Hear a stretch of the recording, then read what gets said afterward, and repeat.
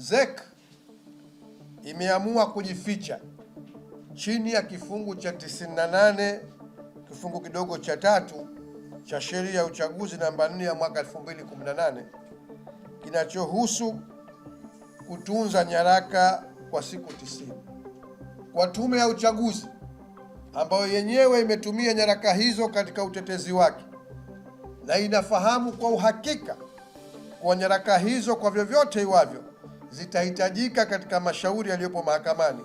Ilipaswa ifahamu katika mazingira hayo kutumia kifungu kilichotajwa hapo juu ni kutumia sheria kwa nia ovu na ni kuharibu ushahidi kwa makusudi. Hakuna uharaka wote uliofanyika, na ndio maana tumesubiri mpaka tarehe 29 imepita.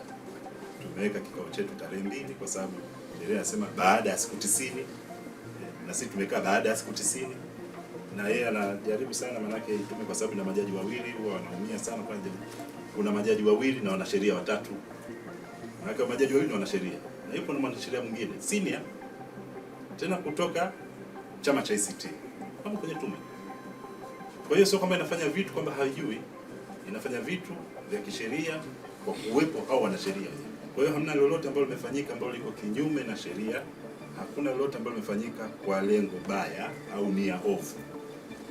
Yote yamefanyika kwa mujibu wa sheria ambayo iko toka 2018,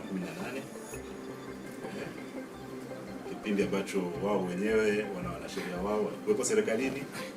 Kama ni mbovu sheria wangeweza kupropose huko, kuna wengine walikuwa BLM kipindi chote hicho cha awamu iliyopita, wangeweza kupropose bwana, sheria hii hebu tuifanyie at least kifungu hiki tukiondoa. Wamekaa kimya, sio kwamba hakijui.